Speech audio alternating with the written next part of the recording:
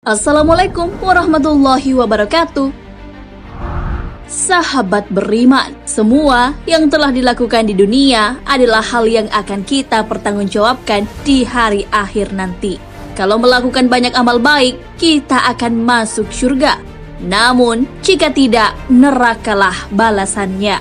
Lalu, tidak adakah kesempatan untuk masuk surga?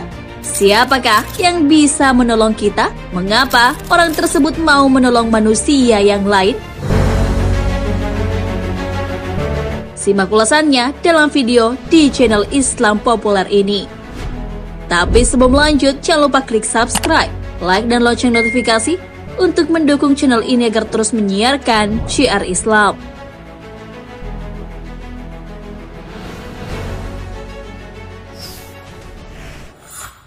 Rasulullah SAW sibuk di hari kiamat.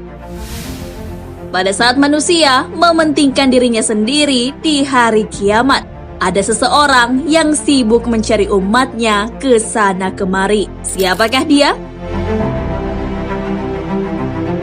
Dialah Rasulullah SAW. Beliau sibuk memohon kepada Allah untuk umatnya masuk ke dalam surga. Beliau juga adalah manusia pertama yang dibangkitkan nantinya. Hal ini sesuai dengan hadis dari Abbas radhiyallahu anhu bahwa Rasulullah SAW bersabda, orang yang pertama kali dibangkitkan dari kubur di hari kiamat nanti adalah Muhammad SAW. Karena besarnya perhatian kepada umatnya, Rasulullah SAW sampai menangguhkan doa-doanya sampai hari kiamat. Hal itu untuk menyelamatkan dan membela umat beliau. Hal ini sesuai dengan sabda beliau, setiap nabi pasti memiliki doa mustajab. Hanya saja mereka menyegerakan doa mereka di dunia.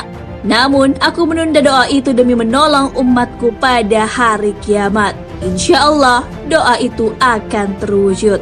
Hadis riwayat Bukhari dan Muslim.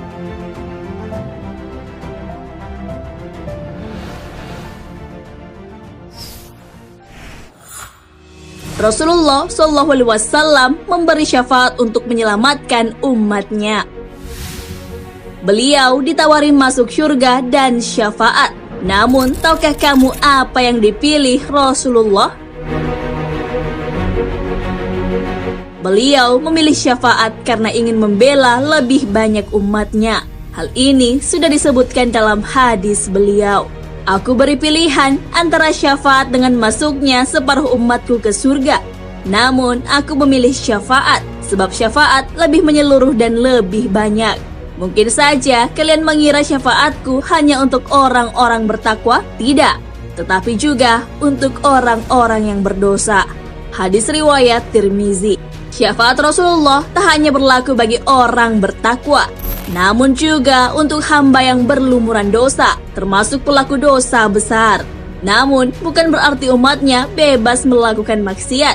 Syafaat itu diberikan sebagai pertanda besarnya kasih sayang, sepak terjang dan kelembutan Rasulullah SAW.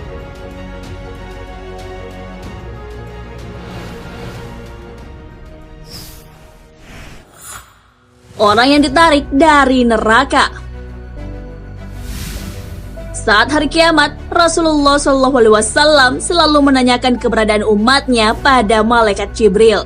Jibril pun mengatakan bahwa umat Rasulullah adalah umat terakhir. Akhirnya, datanglah umat Nabi Muhammad SAW sambil menangis serta memikul beban di belakang mereka. Umat itu datang sambil menyeru, "Wahai Muhammad." Nabi Muhammad SAW bersabda, "Wahai umatku." Mereka berkumpul di sisinya sambil menangis. Nabi pun bersujud sangat lama sampai Allah Subhanahu wa Ta'ala menyuruh beliau bangkit. Rasulullah SAW lalu minta kepada Allah agar umatnya bisa diberikan minum karena terik matahari. Lalu Allah pun mengabulkannya. Setelah memberi umatnya minum, Nabi Muhammad kembali bersujud kepada Allah. Beliau meminta agar umatnya diselamatkan dari Sirat. Allah pun mempersilahkan beliau menunggu di ujung Sirat, yang banyak amalnya berhasil melaluinya. Namun tak sedikit yang terjatuh ke dalam neraka. Melihat umatnya banyak di neraka, Rasulullah SAW kembali bersujud kepada Allah Subhanahu wa Ta'ala. Beliau meminta kepada Allah untuk menyelamatkan umatnya yang di dalam hatinya ada iman sebesar biji kurma. Allah pun mengabulkan permintaan kekasihnya itu. Beliau lalu menuju neraka dan mencari umatnya yang memiliki iman sebesar biji kurma. Beliau mempersilahkan mereka masuk surga. Lagi-lagi Nabi Muhammad bersujud sambil menangis. Beliau menangis dan memohon kepada Allah untuk menyelamatkan umatnya dari api neraka. Jika umat tersebut memiliki iman sebesar biji jagung, ia akan selamat. Allah pun mengabulkan permohonan beliau. Nabi Muhammad SAW lalu menjemput umatnya dan memerintahkan kepada malaikat untuk mengeluarkan umatnya yang memiliki iman sebesar biji jagung. Beliau sampai-sampai berlari menjemput orang-orang yang berjumlah ribuan, bahkan jutaan di neraka. Apakah hal itu sudah selesai? Ternyata belum. Beliau masih memohonkan ampun untuk umatnya yang memiliki iman sebesar biji sawi atau zarrah. Hal ini sesuai hadis beliau. Saat itu aku kembali bersujud padanya. Kemudian Allah berfirman, "Angkatlah kepalamu Muhammad. Memohon pertolongan apapun, engkau akan diberi." Aku pun mengangkat kepala, lantas memohon, "Umatku, umatku ya Rob." Dia kembali berfirman, "Temuilah umatmu, siapa saja yang engkau temukan di hatinya keimanan, walau seberat biji sawi, maka masukkanlah ke dalam surga. Maka siapapun yang aku temukan dalam hatinya keimanan, walau seberat biji gandum, aku masukkan ke dalam surga." Hadis riwayat Ahmad. Setelah itu, Rasulullah kembali bersujud kepada Allah. Allah lalu bertanya, "Ya Muhammad, apalagi ya Muhammad? Bukankah aku sudah menyelamatkan banyak dari umatmu?" Nabi pun menjawab, "Ya Allah, demi kasih sayang yang engkau miliki, selamatkanlah umatku yang mereka tidak punya amal, kecuali hanya mengatakan, La ilaha illallah." Allah pun mengizinkannya. Dah, sahabat beriman, itulah sosok yang dikunjungi Rasulullah SAW dan ditarik untuk diselamatkan dari neraka.